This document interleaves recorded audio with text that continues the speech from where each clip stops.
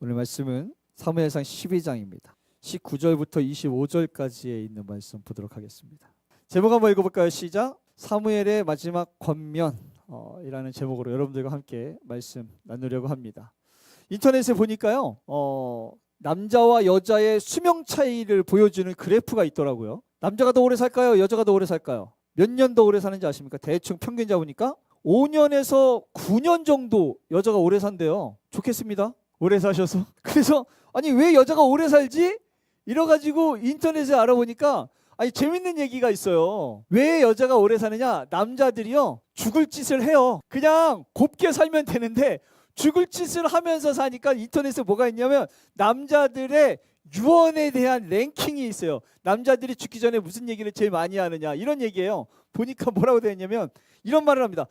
인생 한 번 죽지 두 번 죽냐? 까짓거 이게 마지막 말이라는 거예요. 어떻게 됐다는 거예요? 이 말하고 죽었다는 얘기예요. 그럼 그럼 죽지 뭐 까짓거 하고 가는 거예요. 그 다음에 보니까 설마 죽을까봐 했다가 어디 갔다고요?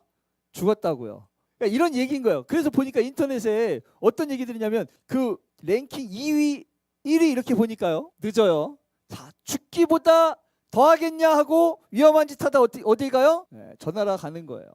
그리고 보니까 괜찮아 안 죽어 위험해서 어떻게 안 죽어 하다가 가는 거예요. 이래서 인터넷에 보니까 남자들의 유언이 남자들의 수명이 여자들보다 짧을 수밖에 없는 게 이런 얘기라는 거야. 유언에 대한 이야기를 좀 해보려고 그래요. 이번에 프랑스 올림픽에서 유언 때문에 좀 유명해진 선수가 한 명 있어요. 누군지 아십니까? 허미미 선수. 이 선수가 원래 일본 선수인데 일본 선수가 한국으로 귀화해서 대표 선수로 나간 이유가 뭐냐면 할머니가 그런 유언을 했대요. 야, 미미야, 네가 나중에 이제 유도 선수니까 유도 열심히 해가지고 할머니는 이왕이면 우리가 여기가 이제 그 독립운동 했었던 집안이래요. 이왕이면 좀 태극기 달고 대한민국 국가대표로 올림픽 경기 같은 데 나가면 할머니 참 좋겠다 이러면서 유언하셔서 이제 돌아가신 거예요. 이제 유언하면 또 마음에 또 이렇게 오래 남지 않습니까? 그러니까 할머니가 저렇게 유언하시니까 이 운동하면서 탁 마음에 심고 있다가 진짜 이제 실력이 뛰어난 선수가 돼서 할머니의 유언이 생각나가지고 한국으로 귀화해서 금메달 딸 줄 알고 모두 연습했대요. 애국가도 연습했대요. 금메달 따면 이게 나오잖아요. 그 애국가 멋있게 부르려고 연습했는데 은메달 땄어요. 이것 때문에 좀 유명해졌어요. 이게 사람이라는 게 그런 것 같아요. 죽기 전에 이야기하면 마음에 오래 남고 왠지 그게 허투루 듣지 않게 되는 것 같아요. 그죠? 오늘 제가 이 얘기를 왜 하느냐? 오늘 본문의 주인공 사무엘이 이렇게 이야기했어요. 백성들에게 자신을 따랐던 백성들에게 사무엘이 이제는 더 이상 이스라엘의 지도자가 아닌 그래서 이제는 백성들을 지도하지 않는 유언과 같이 백성들에게 권면을 합니다. 세 가지 권면을 하는 장면이 오늘 내용이에요. 권면을 하는데 이 권면을 보면서 그런 생각했어요. 사무엘이 마지막 은퇴식에서 이야기하는 거잖아요. 참 중요한 거 이야기하지 않았겠습니까? 마지막 백성들을 떠나면서 마지막 백성들을 지도할 수 있는 자리를 떠나면서 이야기했던 오늘 이야기 들으면서 우리 선정교회가 이왕이면 좀 신앙적으로 성숙한 교회 됐으면 좋겠습니다. 그래서 사무엘이 마지막 백성들에게 권면했던 이야기를 잘 듣고 우리 교회가 이렇게 좀 신앙적으로 성숙한 교회, 성장하는 교회 되면 어떨까 이런 생각 해봅니다. 오늘 본문은요 사울이 드디어 이스라엘의 왕이 됩니다. 원래는 인정 못 받았죠. 근데 길란 야베스의 전쟁을 통해서 이젠 정말 그야말로 모든 사람들이 인정하는 이스라엘의 왕이 됩니다.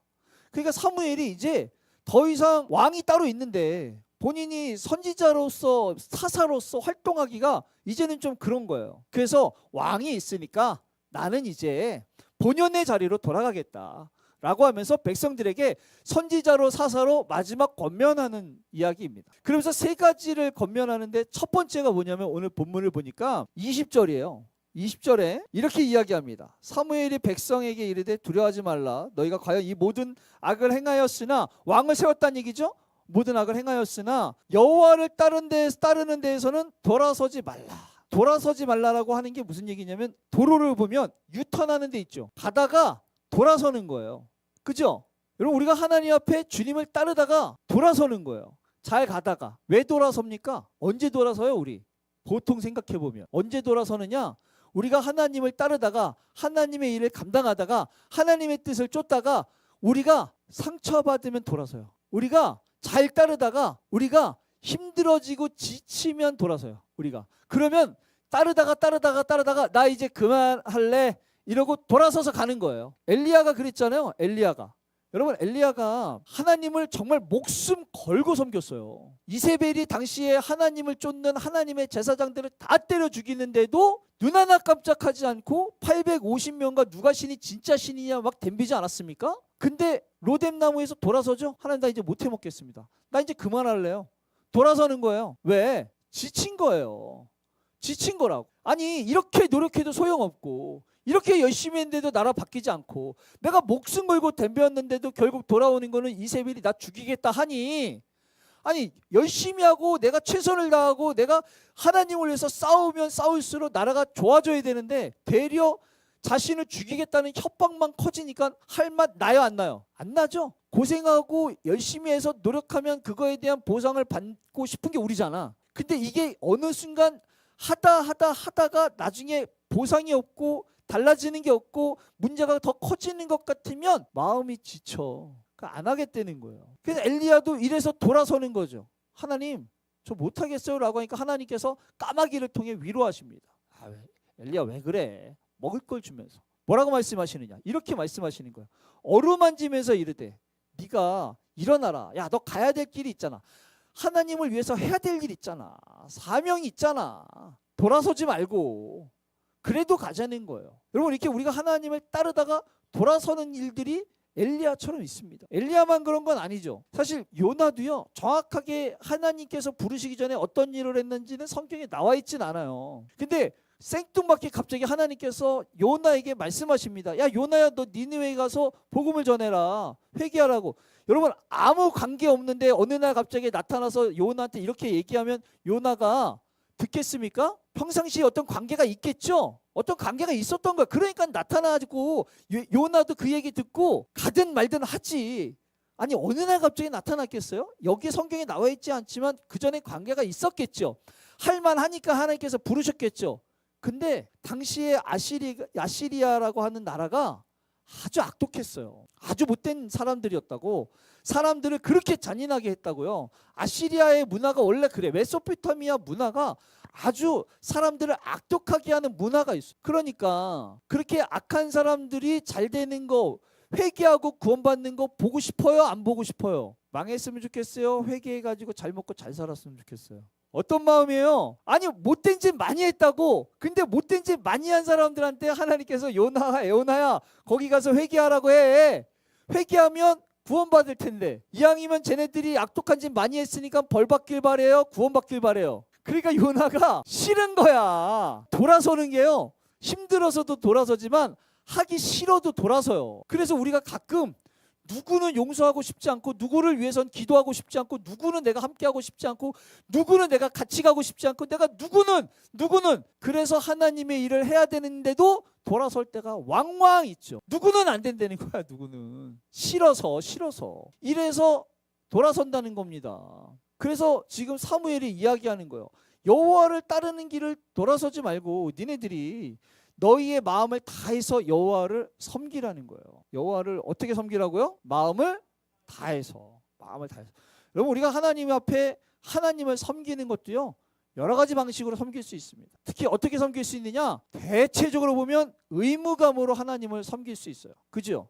해야 되니까 하는 거야. 하라고 하니까 하는 거야. 해야만 할 것 같으니까 하는 거야. 이 의무감이죠. 이렇게 섬길 수 있죠. 또는 우리가 안 하면 벌 받을까 봐 섬길 수 있죠. 왠지 안 하면 사고 날 것 같고, 왠지 안 하면 벌 받을 것 같고, 왠지 안 하면 내가 뭐 병들 것 같고, 안 하면 뭐 할 것 같아서 가끔 내가 무슨 안 좋은 일 생기고 문제가 생기면 옛날에 내가 뭐 하나님 앞에 순종하지 않은 것 때문에 이렇게 되나? 라는 생각이 들 때 있어요, 없어요? 그러니까 무서워서 하나님을 섬길 때가 있다는 거예요. 그리고 하나님을 섬기는 걸 또 어떻게 섬길 수 있느냐? 하나님께서 주시는 은혜에 감동받고, 또 그 은혜에 빚을 진 마음 때문에, 그래서 내가 하나님을 섬길 때가 있죠. 나를 위해서 하나님께서 그렇게 하셨는데, 이렇게 사랑하시는데, 이렇게 기다리시는데, 이래서 하나님의 은혜 때문에 섬길 때가 있는데, 여러분, 이 세 가지 중에 우리가 어떨 때 하나님 앞에 마음을 다해서 섬기겠습니까? 의무감으로? 두려움으로? 은혜 때문에? 은혜 때문에 섬겨야 되는 거예요. 여러분, 우리가 하나님 앞에 받은 은혜만큼 섬겨야 되는 거예요. 그러니까 은혜를 많이 깨닫는 게 중요해요. 성경에는 이런 하나님의 은혜에 대해서 어떻게 이야기하냐면 이렇게 말씀하고 있습니다. 의인을 위하여 죽는 자가 쉽지 않고 선인을 위하여 용감히 죽는 자가 혹 있거니와 우리가 아직 죄인 되었을 때에 우리가 아직 죄인 되었는데 그리스도께서 우리를 위하여 죽으심으로 하나님께서 우리에 대한 자기의 사랑을 확증하셨다. 내가 아직 여전히 죄인입니다. 여전히 난 죄인이에요. 여전히 죄인인데도 불구하고 주님께서는 나를 위해 죽으심으로 주님의 사랑을 확실하게 보여주셨다는 거예요. 몇 년 전에? 2000년 전에.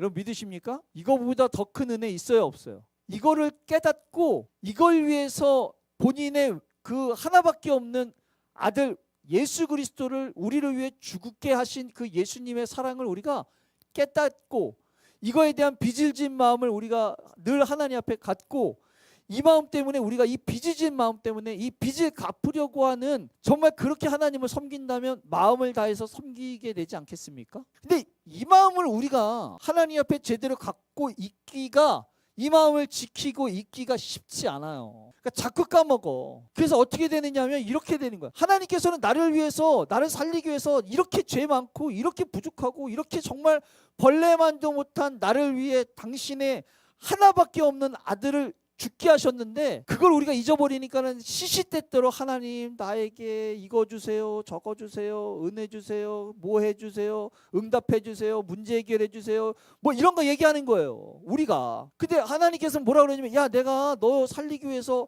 네가 아직도 여전히 죄인인데도 내가 너를 위해 아들을 십자가에 죽게 해가지고 지금 아들 삼아 놨는데 자녀 삼아 놨는데 뭘 그렇게 또 달라 그러니? 아니 근데 그건 그거고 지금 당장 나는 또 이게 필요해라고 이야기하면 하나님 볼 때는 얼마나 염치가 없어 보여요. 근데 이게 해결이 잘 안 되니까 우리가 마음을 다해서 하나님을 언제나 어디서나 어떤 상황에서든 주님을 온전히 온 마음으로 섬기는 게 어려워지는 거예요. 그럼 기억하시기를 부탁드려요.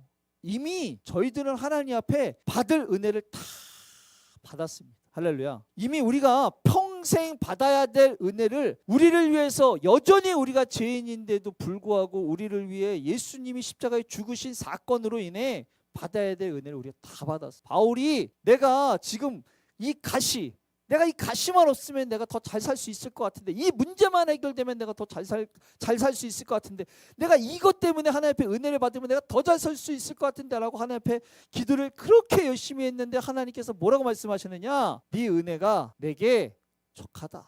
뭘 더 바래? 하나님 나는 더 필요해요. 나는 더 해결돼야 돼요. 나는 지금 더 받아야 돼요. 나는 더 있어야 돼요. 나는 지금 더 열려야 돼요. 나는 지금 더 라고 할 때마다 주님께서 말씀하시는 건 그래 됐어. 물질적으로 힘들지? 됐어. 건강 때문에 힘들지? 됐어. 그 정도로도 족하니 우리가 이미 주님께서 우리에게 주셨던 그 은혜에 감격하고 감동하며 감사하며 살면 되지 않겠습니까? 이런 것들이 우리 안에 참 머물러 있어야 우리가 언제나 어디서나 어떤 상황에서도 주님을 온전히 온 마음으로 섬길 수 있게 되는 거예요. 우리 선전교회가 그런 교회 되어지기를 축복합니다. 그 다음 오늘 본문 보니까 두 번째는요. 뭐라고 권면하느냐 21절입니다. 21절 이렇게 얘기하고 있어요. 또 얘기해 돌아서서라고 또 먼저 표현합니다. 돌아서서. 근데 여기서 이 돌아서서가 사실 몸이 돌아서는 개념이 아니고 뭐가 돌아서느냐? 여러분 마음이 돌아서는 거. 뭐가 돌아선다고요? 사람이 마음이 돌아서잖아요. 그럼 머리로 아무리 알아도 해결이 잘 안 돼. 그러니까 머리로는 알겠어. 근데 마음이 해결이 안 되면 그렇게 하고 싶은 생각은 있는데 마음이 안 되면 해요 안 해요? 죽었다 깨어나도 안 해요. 알겠어 하나님의 뜻인지도 알겠고 그래야 해결되는지도 알겠고 그래야지 나은지도 알겠고 알겠어. 근데 마음이 해결이 안 되면 마음이 내가 돌이켜지지 않으면 소용이 없는 거라. 성경에 보면 누가 그랬느냐? 여러분 바로 왕이 그랬어요. 바로 왕. 하나님께서 모세에게 바로에게 찾아가 가지고 백성들을 데리고 가라 그러는데 아니 지금 람셋을 그 열심히 공사 중에 있는데 이 노예들이 다 도망가면 도대체 람셋은 누가 짓냐고. 그러니까 쉽게 보내줄 일이 있겠어요? 그러니까 그 하나님께서 재앙을 막 그렇게 퍼부어 놓잖아요. 여러분 재앙이 막 그렇게 퍼부어지니까 머리로는 알겠어. 야 이거 진짜 이 이스라엘의 신이 진짜 이 일들을 하는구나. 그래가지고 그 뭐라 그래? 저주가 막 쏟아 부어질 때마다 재앙이 쏟아 부어질 때마다 왕이요 놀래가지고 보내려고 합니다. 아 그래 이거 큰일 나겠다, 더 큰일 나겠다 라고 하는데 뭐가 돌이켜지지 않는 거예요? 마음. 그러니까 성경에 뭐라고 되어 있냐면 이렇게 얘기해요. 바로의 마음이 완악하니까. 뭐가 완악하다고요? 마음이 완악하니까 그들의 말을 듣지 않는 거예요. 머리로는 알겠어, 마음이 해결이 안 되는 거예요. 바로의 마음이 완강하니까 백성들을 보내기가 해결이 안 되는 거예요. 여러분 우리의 마음을 우리가 잘 관리해야 돼요. 이게 한순간입니다. 한순간 마음이 돌이켜지면, 그래서 다시 하나님 앞에 돌이켜지지 않으면, 마음의 해결이 안 되면 머리로 아무리 알아도, 아무리 들어도, 아무리 봐도, 아무리 경험해도 소용이 없어요. 소용이 없다고. 바로만 그런 게 아니에요. 가룟 유다도 그랬어요. 가룟 유다가 성경에 보니까 뭐라고 되어 있냐면 마귀가 벌써 가룟 유다의 마음에 예수를 팔려고 하는 생각을 넣었대. 어디에 넣었어요? 마음에. 머리에 넣지 않았어요. 예수의 팔 생각을 가룟 유다 생각에 넣은 게 아니고 예수를 팔 생각을 마음에 넣은 거예요. 마음에. 그러니까 우리 마음이 한번 확 뒤집어지잖아요. 해결이 안 돼. 우리 마음이 확 일어나면 해결이 안 돼. 마음 급한 사람들은 더 해결 안 되잖아요. 최 집사님 그죠? 잠이 안 오잖아. 한번 이 마음이 들어오면 이게 절제가 안 돼. 참아지지가 않아. 어느 정도냐? 예수님께서 말씀하셨잖아요. 이 중에 나를 팔 자가 있다는 거예요. 누구냐? 나랑 같이 이 그릇에 손 넣은 사람이라는 거예요. 그러면은 지금 가룟 유다가 야 내가 예수님을 팔 거를 알아버렸네? 어떻게 아셨지? 어휴 진짜 큰일 나겠네? 라고 해서 예수님 죄송해요. 사실 2차 저차에서 제가 팔려고 했는데 죄송합니다. 예수님 이럴 수 있죠. 그래야 되는 게 맞죠. 근데 지금 예수님을 팔 생각을 어디다 넣었대 사탄이? 마음에 넣으면요 해결이 안 돼. 죽어도 예수님을 팔아야지 해결이 되는 거예요. 이게 맞아요? 그러니까 예수님이 야 너 나가가지고 네 할 일 해 라고 하니까 예수님께서 다 기회 주신 거 아니에요? 진짜 나가서 팔래는 거야? 아니면은 지금 돌이켜가지고 회개하라는 거야? 돌이켜서 회개하라는 거야. 근데 이놈의 마음이 한번 사로잡히면 해결이 안 된다니. 마음이 한번 상하면, 마음이 한번 찢기면, 마음이 한번 돌이켜지면, 마음이 한번 무너지면, 마음이 그렇게 삐뚤어지고 마음이 완강해지면요 예수님이 얘기해도 소용이 없어요. 예수님을 팔아야 직성이 풀려.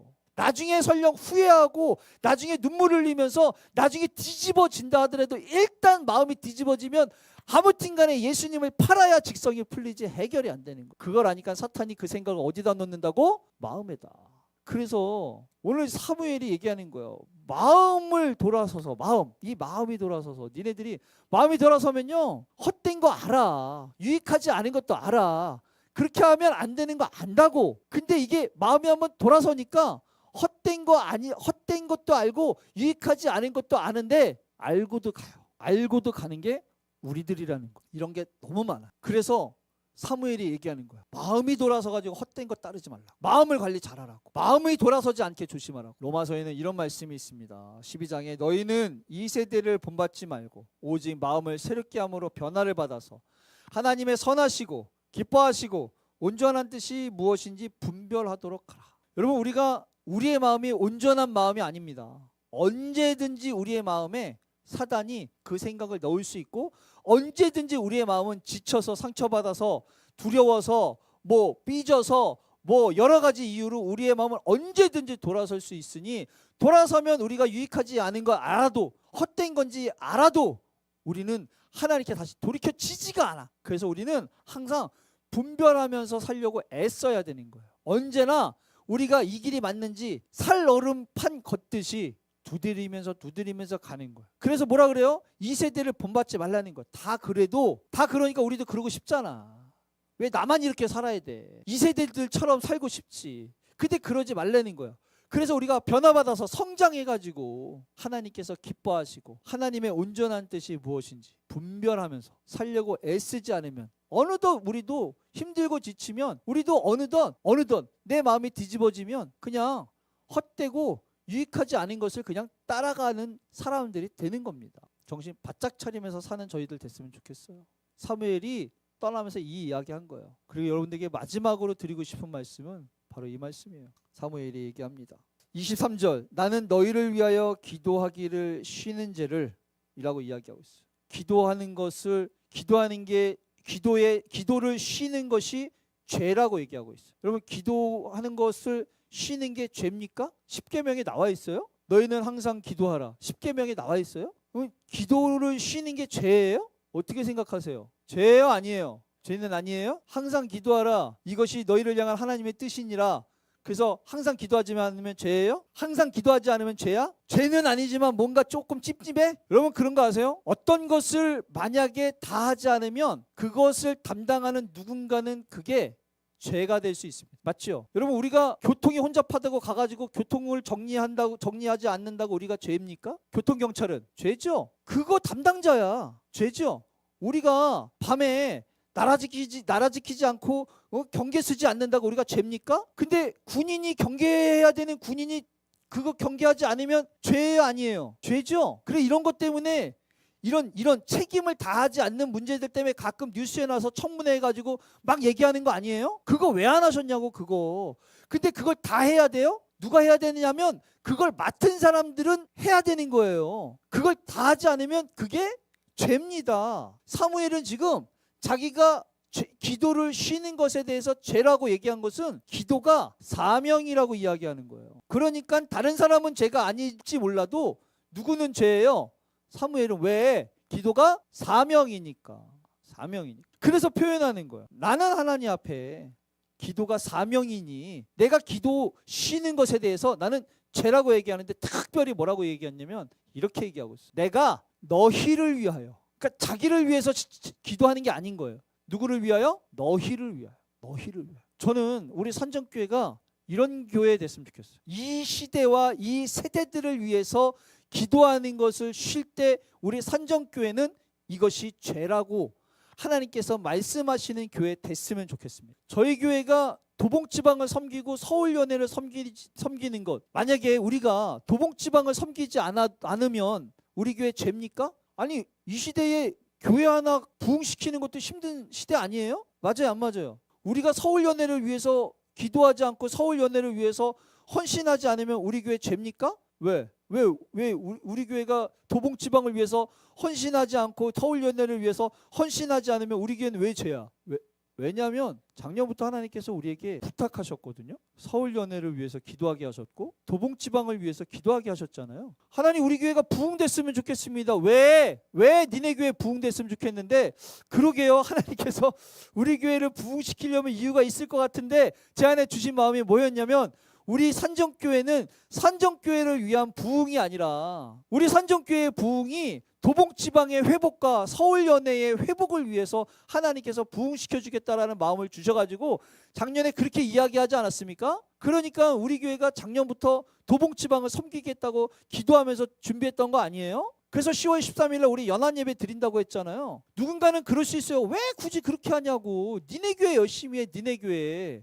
근데 저는요 도봉지방을 위해서 헌신하지 않으면 저는 죄 같아요. 안 해도 돼. 안 해도 누가 뭐라고 하지 않아요. 어쩌면 내가 그걸 한다 그러면 누가 뭐라고 하겠지. 왜 굳이 그런 것까지 하려고 그러냐고. 안 하면 돼요. 안 하면. 근데 제 안에 무슨 마음이 있냐면 그런 거 안 하면 저는 죄 같은 거예요. 우리 교회가 부흥하면 부흥할수록 저는 그거에 대한 책임감이 느껴지고 그거에 대한 부담감이 느껴져서 내가 하나님께서 부흥시켜주고 우리 교회에 복을 주셔서 하나님께서 뭔가 새로운 일들을 행하실 때마다 저는 어떤 마음이 있느냐, 이거 우리 교회를 위한 게 아닌데, 이거 우리만을 위한 게 아닌데, 이렇게 부흥되어지는 것을 어떻게 하면은 도봉지방에 영향을 끼치고 서울에 영향을 끼칠 수 있을까 고민하면서 내가 만약 그것을 하나님 앞에 그것을 내가 하나님 앞에 책임을 다하지 못한다면 저는 죄가 되겠죠. 너 그거 한다며, 너 이천수 목사 너 그거 한다며, 야 너 그거 한다 그래서 부흥시켜달라고 작년에 그렇게 기도했잖아. 그래서 우리 교회 부흥했어요 안 했어요? 올해 기가 막히게 올해부터 막 사람들이 막 들어오지 않습니까? 그러니까 막 최원 집사님도 막 앉아있고 막 이러잖아요. 은한이 집사님이 막 앉아가지고 막 이렇게 같이 기도하잖아요. 그죠? 왜 앉아 계신지 모를 거야. 우리가 작년에 그렇게 기도했어요. 그럼 우리 뭐 해야 돼요? 도봉지방의 회복을 위해서, 서울의 회복을 위해서 우리 기도하고 우리가 헌신해야 되지 않겠습니까? 그죠? 여러분 제발 산정교회만을 위해서 기도하지 않았으면 좋겠어요. 그래서 우리는 우리만큼은 도봉지방을 위해서 서울을 위해서 기도하는 것을 쉬는 것에 대해 우리는 죄라 여기고 조금 더 우리가 기도의 지경을 넓히고 신앙의 지경을 넓혀서 우리만이 아니라 더 많은 사람들이, 더 많은 교회가, 더 많은 목사님들이, 더 많은 사명자들이 좀 일어날 수 있도록 헌신하는 교회 되어야 되지 않겠습니까? 그래서 오늘 사무엘이 이렇게 얘기해요. 내가 기도로 하는 것을 쉬는 것에 대해 내가 죄를 짓지 않고 뭐라 그러냐면 23절에 그래서 내가 선하고 의로운 길을 너희에게 가르칠 건데, 선하고 의로운, 그냥 기도만 하는 게 아니에요. 가서 가르치겠다는 거야. 선하고 의로운 걸. 그게 뭐냐? 바로 24절에 하나님을 경외하고 너희의 마음을 다해서 진실히 하나님을 섬기는 거에 대해서 가르치겠다는 거예요. 그냥 기도만 하지 않고 가르쳐서 그들이 지킬 수 있도록 섬기겠다는 겁니다. 제가 이걸 보면서 마치 사무엘이 산정교회에게 이야기하는 것 같은 마음이었어요. 우리 교회가 좀 이랬으면 좋겠다. 우리 교회가 하나님 산정교회 부흥시켜 주세요만 이야기하는 교회가 말고, 하나님 우리 교회 부흥해야 돼요. 왜냐하면 저희가 도봉지방 섬길게요. 하나님. 여러분 특별히 이번에 사경회 때 우리 그 산정교회는 전원 참석하는 것을 위해서 기도해 주세요. 우리 청년들도 전원 참석하자. 시간 돼서 와, 공부해. 그래서 누가 물어보면 산정교회라고 얘기해. 산정교회는 전원 참석이야. 왜냐고 물어보면 이렇게 얘기하고 싶어요. 도봉지방 행사잖아요. 도봉지방의 회복을 위해서 기도하고 있는데 도봉지방에서 행사하고 있는데 나몰라라 하는 거 너무 어불성설 같지 않습니까? 맞아요, 안 맞아요? 도봉지방에서 뭘 한다 그러면 산정교회가 앞장서서 응원하고 힘내게, 아유 산정교회 때문에 뭔가 하는 게 좀 편하다. 다른 교회들도 야 산정교회도 저렇게 하는데 이러면서 산정교회 안에 열정이 좀 불어 넣어줘야 되지 않겠습니까? 그래서 하나님 앞에 우리가 부흥을 꿈꾸고 섬기려면 이렇게 해야 된다고 우리가 앞장서서 보여줘야 되지 않겠습니까? 더 나아가서 우리가 서울연회에 서울에 그런 모습들을 보여줬으면 좋겠어요. 작은 교회지만 이 작은 교회로부터 우리의 이 몸부림이, 기도의 몸부림이, 기도의 목소리가, 우리의 작은 발걸음들이, 우리의 작은 변화와 작은 도전들이 도봉지방과 서울을, 대한민국을 뭔가 변화시키는 데에 그런 나비 효과라도 우리가 좀 보여줄 수 있다면, 그래서 어딘가는 누군가는 그것 때문에 달라질 수 있다면 우리의 기도와 노력과 부흥이 꽤 가치 있는 것 아니겠습니까? 오늘 그렇게 기도했으면 좋겠습니다. 하나님, 우리가 기도를 쉬는 죄 우리 또한 범하지 않을 것이며, 우리가 우리 교회만을 위한 기도와 교회만을 위한 노력하지 않겠습니다. 저희가 도봉지방을 섬기고 우리가 서울을 섬길 테니 하나님, 우리가 그렇게 기도할 수 있는 자들 되게 하시고, 그렇게 섬길 수 있는 교회 되게 하시고, 그렇게 하나님의 일들을 동역할 수 있는 내가 좀 될 수 있게 해달라고. 특별히 우리 교회가 지금 153 기도 운동을 하고 있어요. 하루에 5분 3번 기도하기. 한 영혼을 위해서 모두가 이런 기도에 동참하되 이 기도를 통해 맺는 열매가 진짜로 우리 교회의 담장을 넘어 지역과 나라를 위해 쓰여질 수 있도록 함께 하시옵소서. 그런 교회 되게 하시옵소서. 그런 꿈 있는 교회, 꿈을 이루어가는 교회 되게 하시옵소서. 함께 기도하는 이 밤이 되기를 소망합니다.